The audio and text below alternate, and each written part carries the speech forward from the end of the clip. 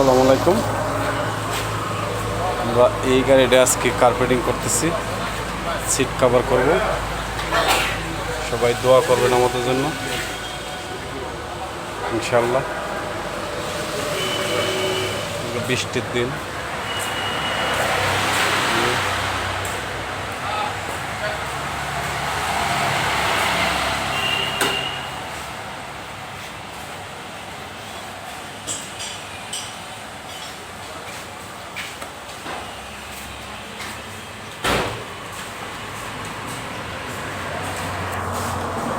এই গাড়িটার denting painting নতুন রং করা হয়েছে, এখন সেট আপের কাজ চলতেছে। এই গাড়ির নাম হলো পাজারো স্পোর্টস।